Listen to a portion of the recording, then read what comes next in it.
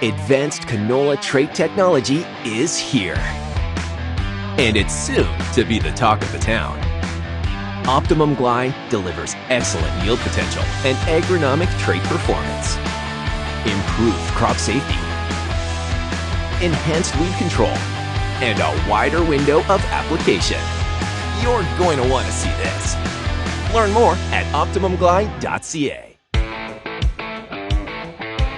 It's time for RealAg Radio on Rural Radio Channel 147 on Sirius XM.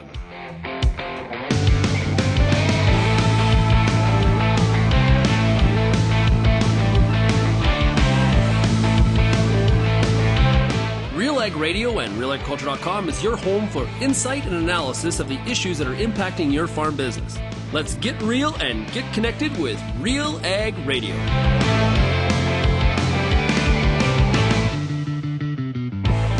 Welcome to RealAg Radio here on Rural Radio 147, Sirius XM. Shaun Haney, your host here on this Wednesday edition of the show. Hey, thanks so much, everybody, for making RealAg Radio and Rural Radio 147 a big part of your workday. And, of course, a big shout-out to everybody listening out there as well on the RealAg Radio podcast. It is great to have everybody here with us today. And today is a bit of a special treat because usually we do the Farmer Rapid Fire on Thursdays, but tomorrow we're going to be at the Canadian Beef Industry Conference in Saskatoon, Saskatchewan. We're going to do a live recording of the show. It's going to be a lot of fun with CCA and Canada Beef. It's we've got a great show planned for you. So today is the Farmer Rapid Fire. Yes, on a Wednesday, and it is brought to you by, of course, Pioneer Seeds Canada as our exclusive sponsor. It's great to have Pioneer Seeds Canada, such a big supporter here of RealAg Radio. And for more than 90 years, Pioneer has developed and tested products to meet your local challenges. The new Z-Series soybeans, new Optimum Glide canola, top-performing corn products, and industry-leading traits and technologies to maximize your yield potential. Pioneer's on-the-ground teams can help you get the right products for your field. That's the key part of this, for your fields.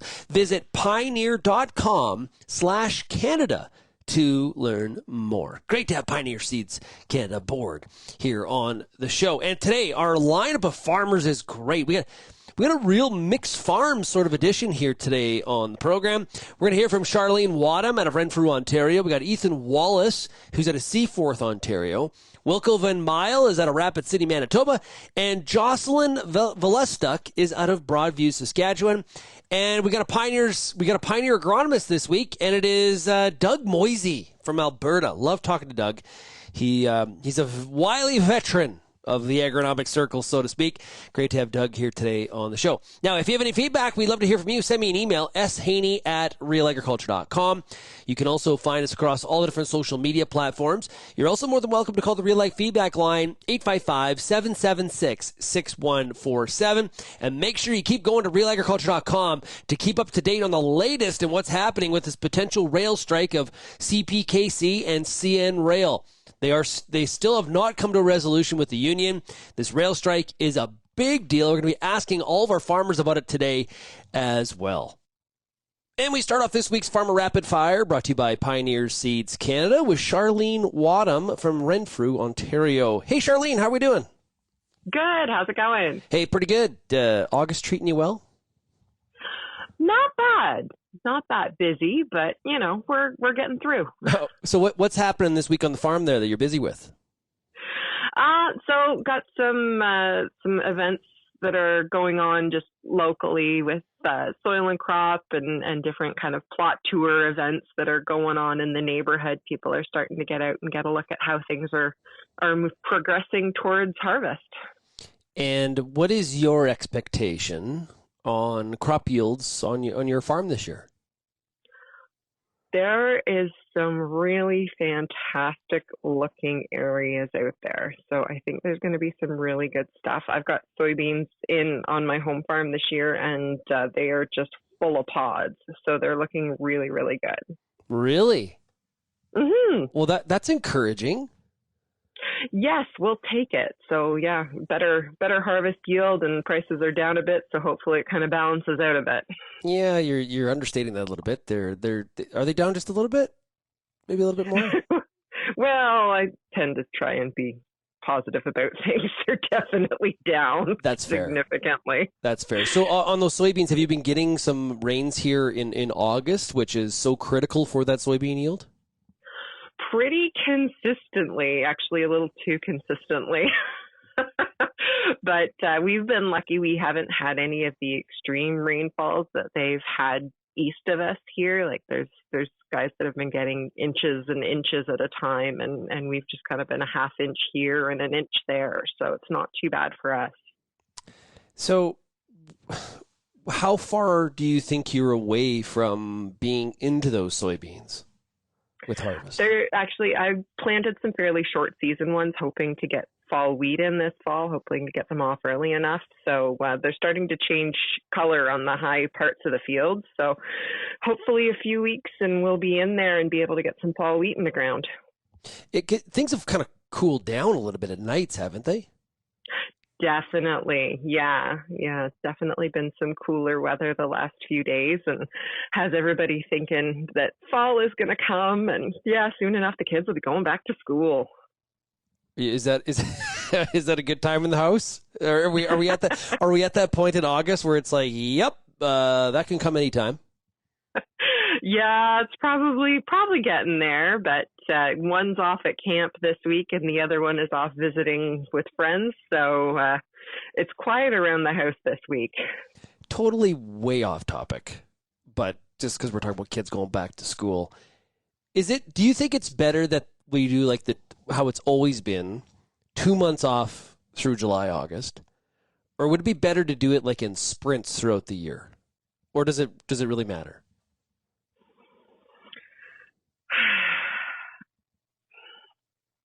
I think with people planning and working, if you know there's a chunk coming at you, you can kind of plan for it. Yeah. If they spread it out through the year, that might be challenging for daycare provisions and stuff. That's a good point. Yeah. And the other part of it too is, because I had a friend ask me about this last week. That's why you've sparked this thought in my head, is we only get so much summer. Like the Canadian summer it's beautiful, but it's a little bit short, right? And so I don't know. I think it's a little bit more, gives you a little bit more flexibility to enjoy it if the kids are out of school.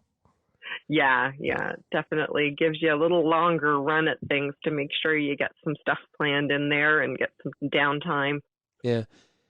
Back to the fields. As you look at those corn and bean fields on your farm, do you feel like you made the right agronomic decisions this year in crop and through the season, or are there are a few regrets sort of showing their ugly heads, so to speak, as we get a little bit later on in the season? I am pretty happy with how things have come along. They were planted in good time this year, which is always great. I got a good pre-plant burn down with a little bit of residual in there. So the weed control was really great as the beans started to come up. They were a little late getting back in because I have to depend on a custom operator. So of course there's lots of other people on the list too, and the weather and the wind always plays a factor. So a little late getting in on the second app. It was definitely fairly weedy there, but it cleaned up really nicely.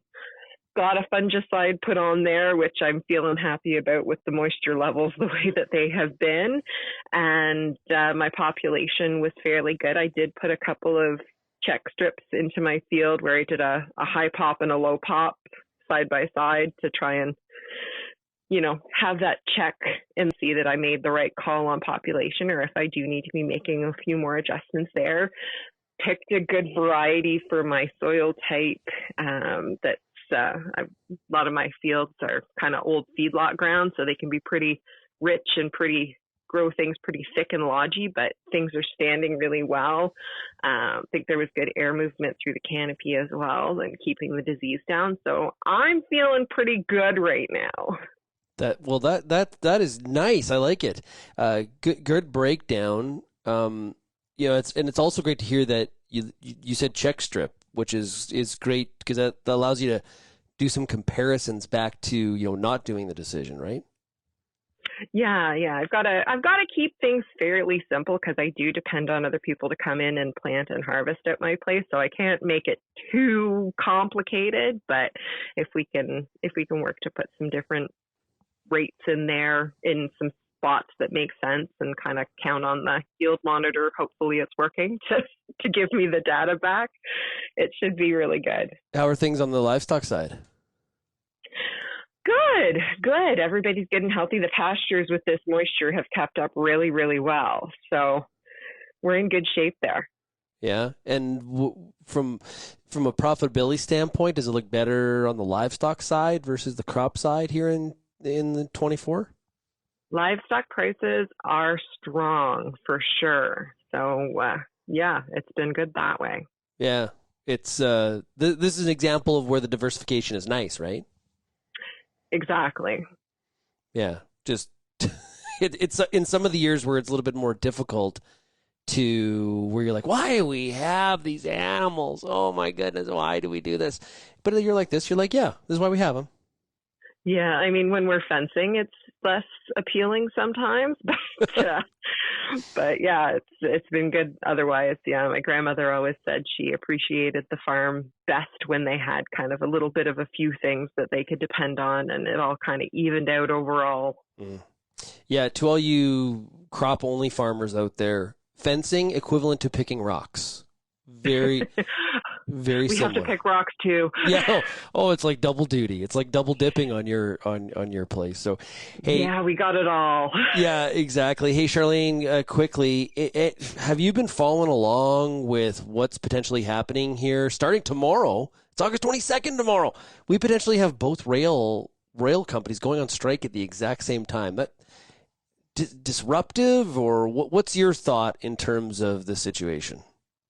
It is concerning in how it will backlog things. I mean, in Ontario, we do depend a lot on truck transport rather than primarily rail, but the trucks generally either come from or go to a rail site. So while the impact might be a little bit hidden from us directly, I think it's definitely there and it's going to impact us. Yeah. Indeed. Well, hey, Charlene, thanks so much for joining us here today on the Farm Rapid Fire. Really appreciate it. Thanks. Have a good day. Yeah, you too. Hey, that is Charlene Wattam out of Renfrew, Ontario. We've got more of the Farm Rapid Fire coming up right after this quick break. You're listening to RealAg Radio, Rural Radio 147, brought to you by Pioneer Seeds Canada.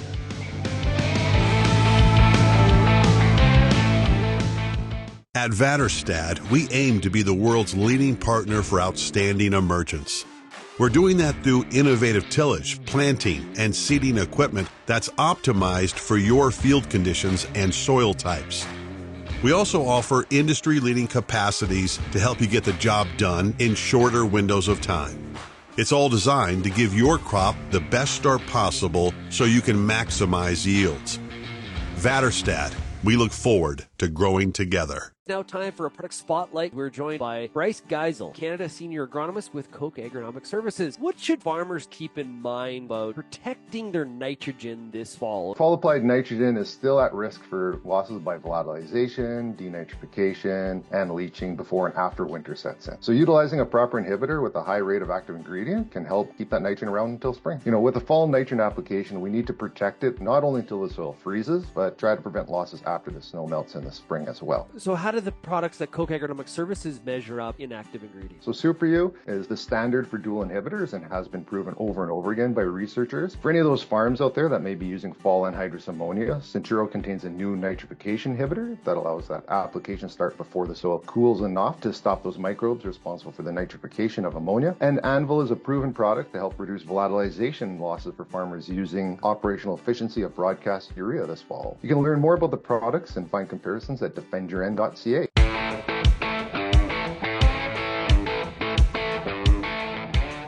our next stop on the Farmer Rapid Fire is Seaforth, Ontario, and we're talking to Ethan Wallace, and he's somewhere between Seaforth and Ottawa. Hey, Ethan, how's it going? Very good. Glad to be heading home. That's what everybody says when they're leaving Ottawa. Okay, so what's happened on the farm? How are crops looking? Fantastic. We've had a significant amount of rainfall, but we've had a whole lot of heat too. And so the crops they seem to have a place to put all that water this year. And corn looks really good. Beans are beautiful. Neighbor's wheat yielded very well, and I got almost half again as many bales of straw as I had anticipated. So things are looking good. Now, if commodity prices that just hold up a little bit, it'd be really good. Yeah, when we see commodity prices behave the way they have, any little bit of extra yield, it really helps. Yeah, and I'm sitting on a few beans to sell yet for this fall, and saw a slide during our time here in Ottawa that Canada produces 2% of the world's bean crop. So a really good crop in the U.S. or in Brazil can really drive our price down. Yeah. Soybeans are a very important crop to central and eastern Canada, but whether that yield is up 10%, down 10%, it's not really moving that soybean future when you're talking about South America and the U.S. No. Well, and then we run into issues like the looming CN strike and what it does to our basis. If we can't get the crop to the end user, and all of a sudden it's got to go on trucks and be more expensive, that directly impacts our basis and drives it lower. So. Yeah. Well, let's talk about that. You were just in Ottawa. Did the strike potentially did it come up at all? And here's what I start there. Is that one of the things you were chatting about in Ottawa? When in conversation with the province and with a couple of federal MPs that were in attendance, we were at the Association of Municipalities of Ontario meeting, so much more conversation about economic development, additional taxes, stormwater management fees, things that the municipalities directly impact agriculture on. But yes, in those conversations with the provincial ministers and with the few federal MPs that were there, yes, it absolutely did come up.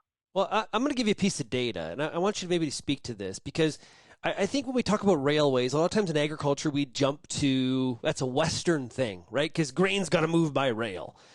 But, hey, this rail strike, if it does happen, it's going to impact Eastern Canadian farmers as well, though I'm not sure they've got their head wrapped around it yet. So we did a study, and 80% of Western Canadian farmers were either extremely or somewhat concerned about a potential rail strike. Only 56% in Eastern Canada. Why do you think less concern about a rail strike in Eastern Canada amongst farmers? I think it's exactly what you said in the lead up. It's the understanding of what just does move by rail. Everybody in southwestern Ontario kind of thinks, oh, well, it's just our fertilizer on the way in, and we've got a couple of months before that happens, or some of our products heading south. But it cascades across everything.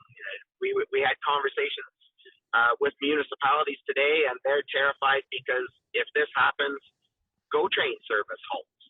So it's something that is, the spectrum of the impact is far beyond Western grain, and will have impacts across Canadians.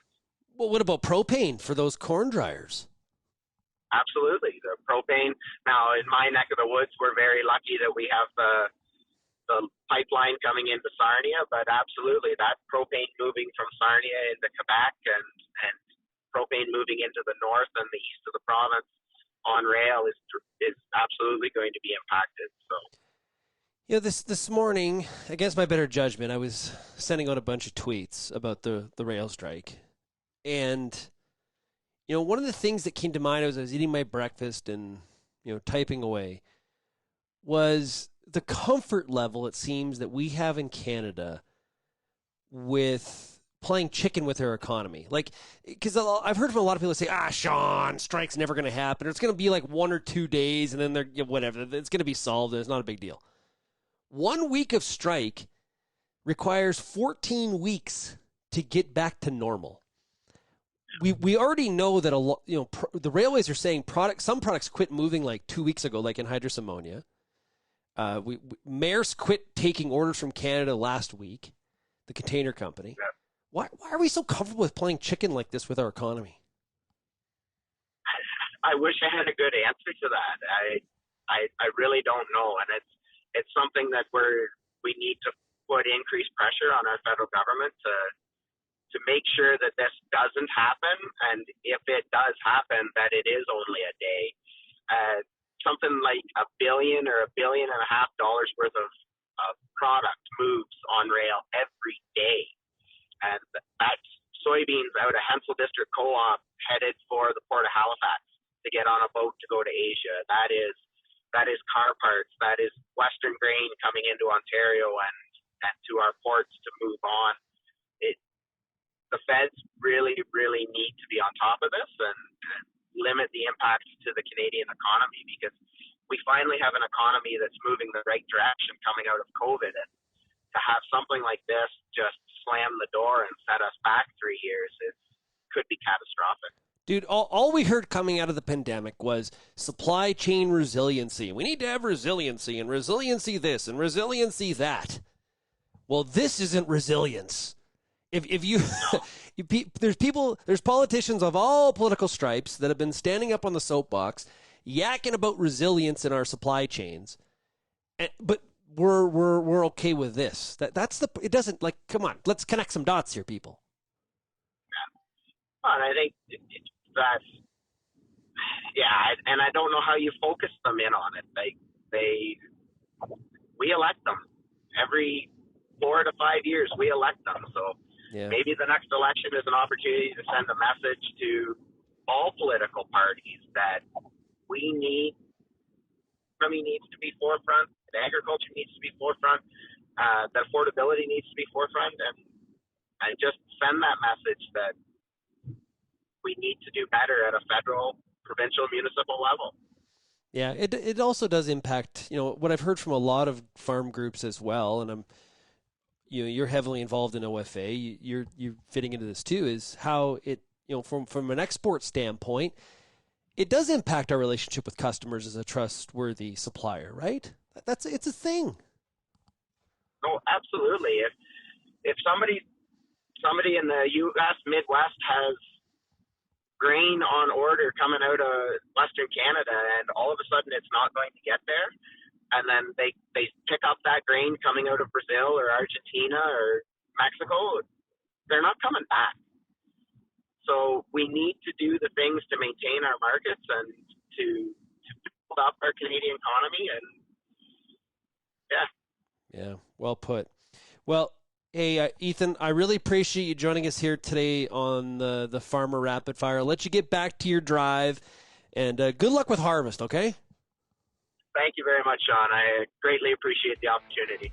Hey, we'll be right back on the Farmer Rapid Fire, brought to you by Pioneer Seeds Canada, right after this.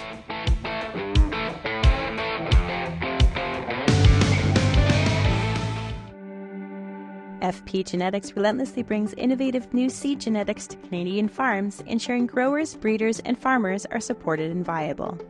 Being a valued partner on your farm for decades, you can expect the continuous pursuit of the best genetics. Visit fpgenetics.ca to discover FP's hybrid fall rye varieties and their end uses, or contact your local FP seed dealer or territory manager to discuss your fall seed strategy specific to your region.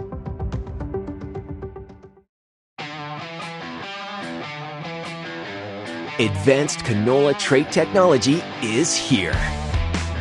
And it's soon to be the talk of the town. Optimum Glide delivers excellent yield potential and agronomic trait performance. Improved crop safety. Enhanced weed control. And a wider window of application. You're going to want to see this. Learn more at OptimumGlide.ca. Since 2010, the Wheat School on RealAgriculture.com has been helping farmers to grow great wheat. Covering everything from markets, the latest research, pest and disease control, all the way down to on-farm trials, the Wheat School has everything your crop needs. Check out our massive video library on YouTube and grow great wheat with the Wheat School, brought to you by Syngenta Canada, C&M Seeds, and Alberta Grains.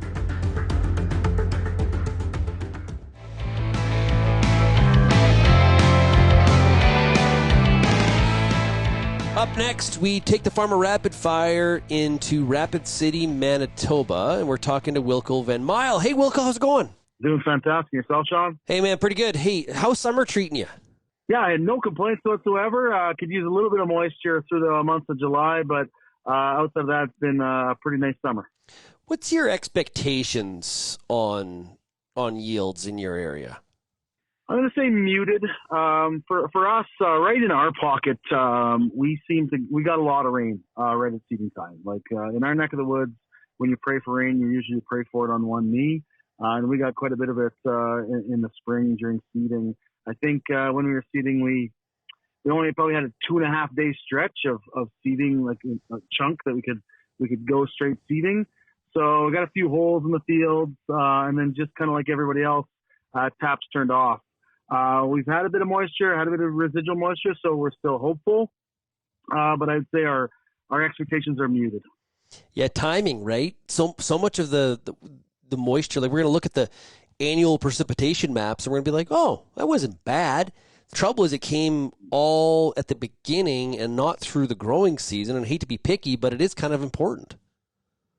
Yeah, it's pretty important. So, like I say, we're not quite there yet. We're a little bit behind again because of the delays we had at seeding. So we're probably going to be getting into our stuff in the next week or so. So I'll know more in a week, 10 days. Yeah, I think we're gonna have a lot of people. Obviously, some people already started, but we're gonna have a lot of machines running here. When we get, say, 10 days from now, the bulk of Western Canada, I think, will be running, and we'll have a good idea kind of where some of these yields are, and it's going to be, I think, a little bit more variable than maybe we thought if we talked about it in June, right? That heat. Totally agree. Yeah, that heat. Yeah, I think that July heat just kind of took some wind out of a few crop sales, let's say. So yeah, we'll see what the impacts are in our neck of the woods. There's some fields that look really good, so I'm really hoping that's the case for a lot of producers around the countryside here. Those cows enjoying summer? Hey, again, with all the moisture we had at the beginning of the year, grass conditions are good, let's say. So, and now with it being a little bit drier through July, it kind of has hardened up a little bit as well, too. So, fingers crossed that calves come back off the cow nice and big. Yeah, it's kind of been an interesting year for the cattle business. Prices, although we've seen a little bit more action in that futures market, probably gonna have strong feeder prices in the fall here. No, that's my bias as well. I think we're gonna have another strong year on the feeder calves here. Again, volatility in the futures markets for sure, and so we'll see what happens net wise at the end of the day. But fundamentals look to have pretty strong prices here as we move forward. So that's some excitement for sure in the cattle business to have a couple of years back to back like we have, let's say. But again, volatility is the word. Let's say we've been seeing on the grain side here as well. Yeah. Are any intentions of retaining some heifers? Always, it's kind of par for the course for us to retain heifers. Again, with where things are at, it's hard not to look at the opportunity cost of what you're keeping, I would say, but we'll definitely be keeping heifers. Yeah.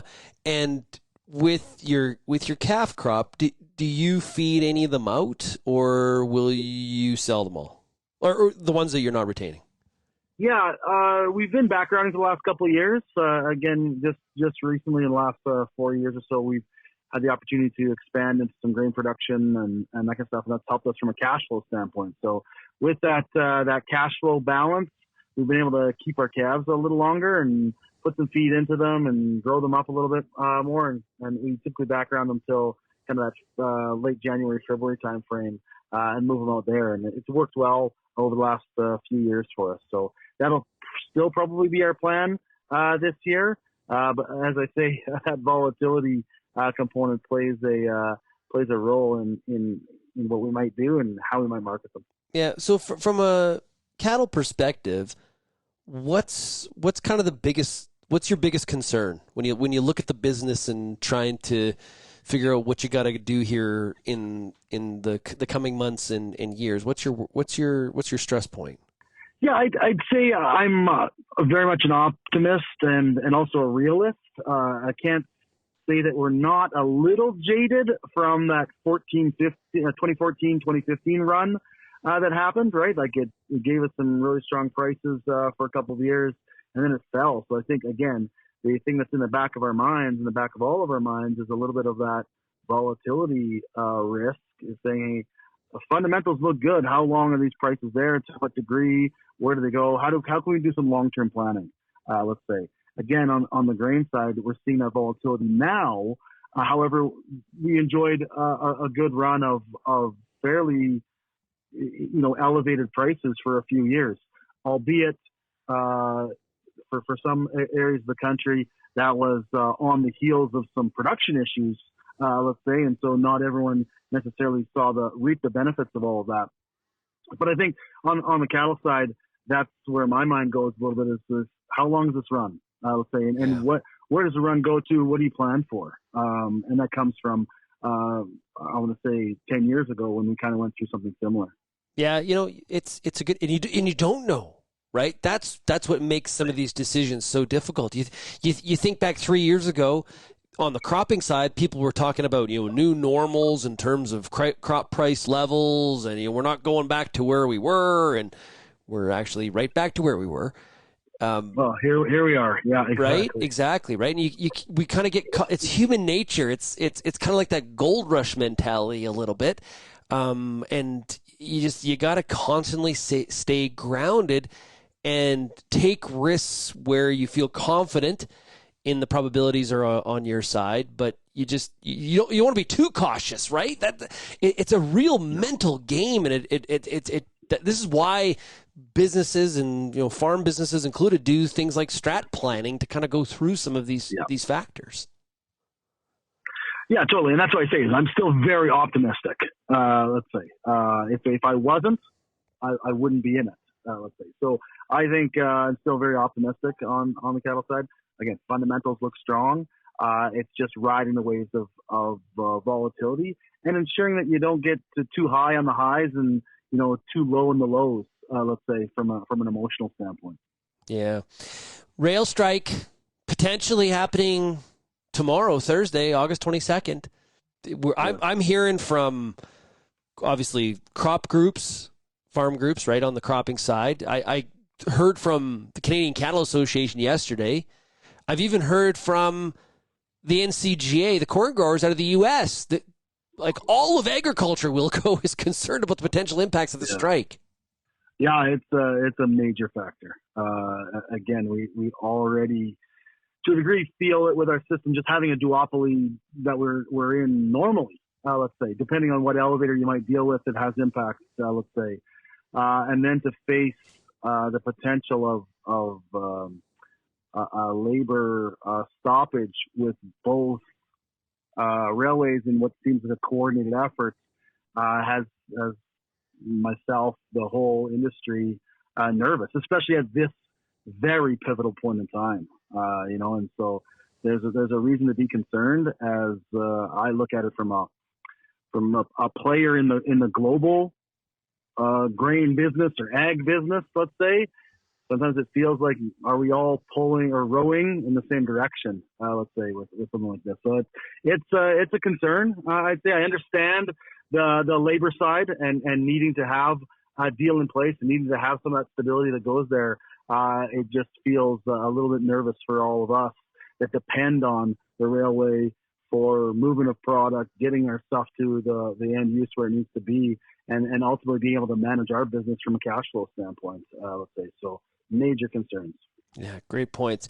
Hey, Wilco, I know we're actually going to be seeing each other today at the Canadian Beef Industry Conference, so looking forward to that. So we'll talk to you a little bit later on. Sounds great, Shaun. I'm looking forward to it. Thanks so much. Yeah, great stuff. That is Wilco VanMeijl out of Rapid City, Manitoba. Hey, we're going to take a quick break. We'll be back with more of the Farmer Rapid Fire, brought to you by Pioneer Seeds Canada, right after this.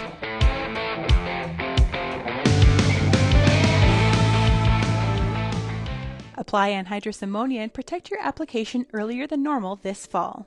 Defend against potential losses and protect your bottom line with Centuro Nitrogen Stabilizer. Patented active ingredient pronitridine offers agronomically effective protection where it matters most, below ground. Easy to handle Centuro is also non-corrosive for fewer worries about downtime or equipment damage. Start early with Centuro as part of your nitrogen management plan. Contact your local retailer or visit centuro.ca for more information today.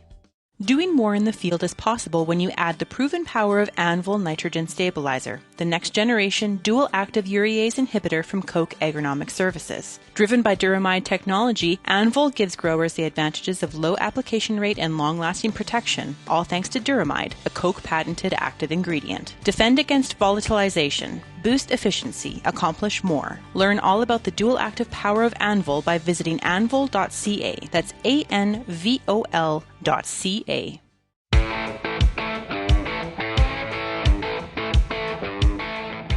And we take the Farmer Rapid Fire, brought to you by Pioneer Seeds Canada, to Broadview, Saskatchewan. And we're talking to Jocelyn Velestuk. Hey, Jocelyn, how's it going? Good morning. I'm doing well, thank you. Good. Well, hey, what's happening on the operation here this week? What are you up to? Well, we got a really exciting day today because we're just getting the combines all tuned up and we're moving through the valley, north of the valley, to our oats up there.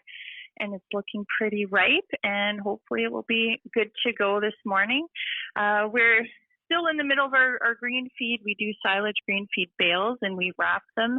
But we usually hit a point where we're ready to harvest, and the rest has to go dry. So we've got a lot of that feed up for the winter, which is good. But it's definitely a busy kind of transition period for us we're making feed and combining at the same time.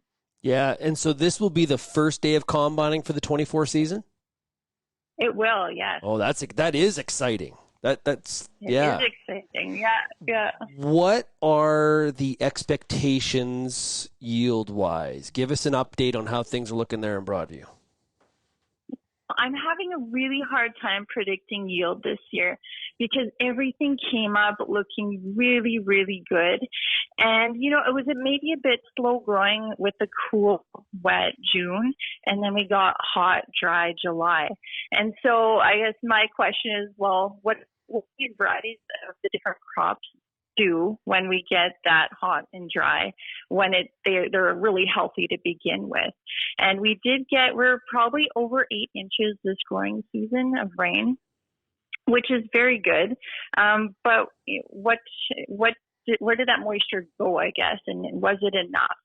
And so I don't know how much, sometimes when you're in flowering season and you have heat, you get those flowers aborting and not producing a seed or a fruit. And I'm just not sure. It looks good from the road, but we'll see when we get into it. Yeah, those 8 inches, timing is everything, right? We could have used some of those, maybe 2 or 3 of those 8 in July. Exactly. And, it's kind of funny. We had a thunderstorm last couple of days. These thunderstorms popped up, some warm weather. And you kind of expect that when you get that type of weather. And we really didn't see that in July, but we also didn't see many hailstorms. So, you kind of have to take what you get and land. And I always hope, we're growing some really great varieties of these crops that, there's so much science that is into it that I hope that they'll be able to survive all these different conditions this year. Yeah, and sorry if I missed it, but what crop are you going into first? What pulses, or what are you going into? We're going into oats. Oats. And it's a milling oats. We have green a haymaker variety for that. And then we have a different variety that we're trying this year for our milling oats. And so hopefully the varieties are getting better and better with surviving these different types of environments and conditions. And the new variety looks pretty good. So, yeah. Nice. Will you get some combine time? Will you get some time in the combine seat at all? So I'm a grain cart driver, and I'm happy to be a grain cart driver. So I will. I enjoy that, and I get to kind of. I get to just drive. That you never stop. That, like, being the grain cart driver is not a job where you just get to sort of sit around and maybe scroll on your phone for long periods of time. Being the grain cart operator, you are moving. You are, but we only have 2. So it depends on oats. Once you get to other crops, I usually have a little period of time where I really take advantage of. There's usually kind of 15 minutes, 20 minutes, and I do kind of get to have some time to myself then. But I guess as grain cart driver and as record keeper on our farm, I count all the bushels as they come off, and also as the financial person, I want to know when are we going to hit our break even, and kind of that's exciting for me too. And time where I'm like, hey guys, we're good. We're just farming for fun, kind of thing. So that's my favorite part of harvest, I guess, is just counting the bushels as they come off, and seeing the quality and everything, and it's a pretty fun time of year. Yeah. So do you do some of the crop marketing too? My husband does most of the crop marketing. I guess I have enough fingers in the industry and I know what's going on, so we have a lot of conversations around it. But he is the chief marketer, grain marketer on our farm. So I leave that up to him with my tidbits here and there, and saying, hey, maybe we should. We need more cash flow here or there, and maybe we should sell a little bit more here or there, and what's it looking like?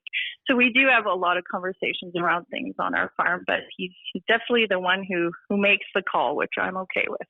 Yeah, that's not an easy job either right now. So, yeah, there's lots of tough jobs on the farm, indeed.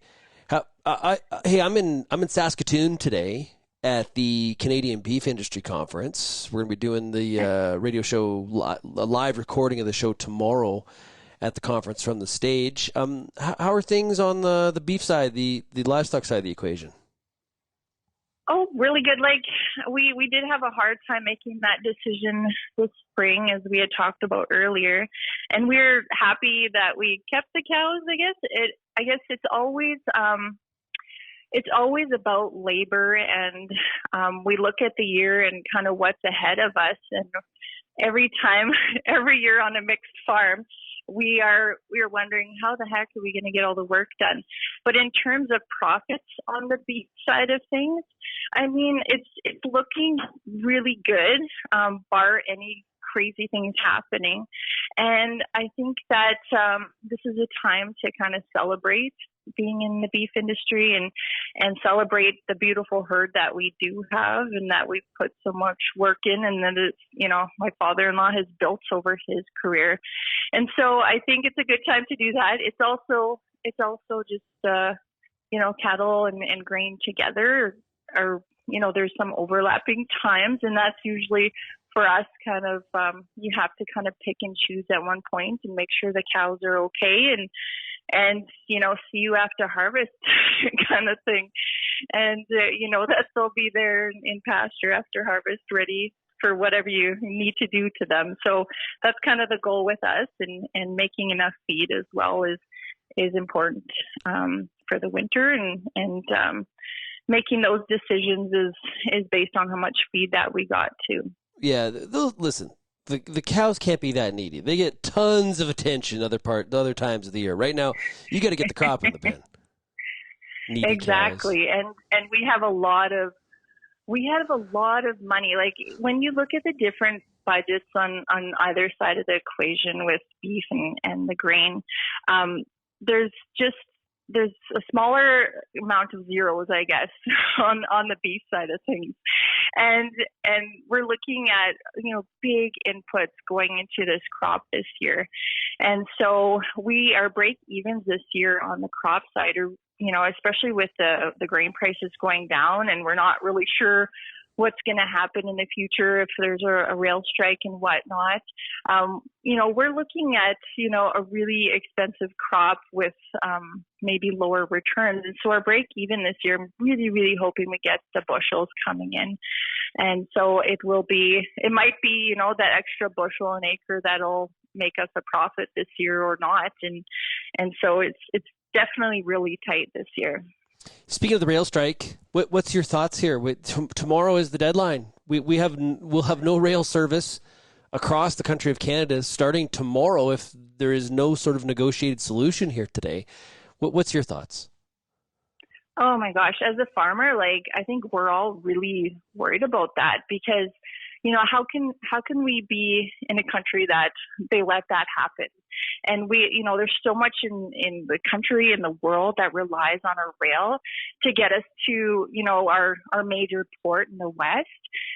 And, in order for things to come in and out of that one port, we need things to run smoothly, and we need things to get there when they need to get there and get back when they need to get back. And I think that I'm really concerned about what this means for Canada. And I'm really concerned that our government isn't stepping in yet. And, we're looking at tomorrow, right? So for a work stoppage, and that is incredibly concerning to me as a farmer and as a Canadian citizen. Well put. Jocelyn, thank you for joining us here today on the Farm Rapid Fire. Really, really do appreciate it. And best of luck as harvest begins on your farm today. Thank you so much. And best of luck to all the farmers out there with harvest. Absolutely. Hey, we'll be right back on the Farmer Rapid Fire here, brought to you by Pioneer Seeds Canada.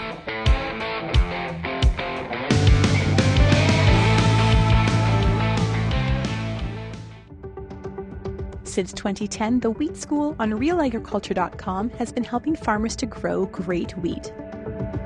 Covering everything from markets, the latest research, pest and disease control, all the way down to on-farm trials, the Wheat School has everything your crop needs. Check out our massive video library on YouTube and grow great wheat with the Wheat School, brought to you by Syngenta Canada, C&M Seeds, and Alberta Grains. Peter Johnson at Wheat Pete, RealAgriculture.com. I'm the host of The Word, and I love doing The Word. I love the questions. I love the challenges. I love having to apply agronomics to all over the globe and areas outside of my normal jurisdiction. Also, I love the feedback the most, where growers challenge me, tell me about their plot results, help me to learn. The Word, absolutely the best part of my day.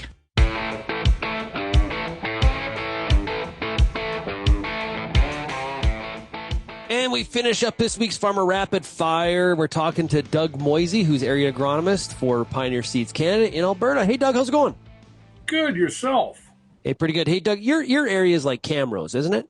No, my area, I live up northeast. I live north of St. Paul, but my territory is Barrhead right down to Provost. Oh, okay. So a little bit. Okay, that makes more sense. Okay, so what are you seeing in those fields? Because I know you have walked many a mile of fields here this month. Yeah, to the point is that the doctor's saying, no, we need to do something about your knee. So we'll leave it at that. Yeah. No, there's a lot of things going on right now. The patchy emergence, number one, in some fields is playing some havoc here for guys deciding what to do with a straight cut or swath.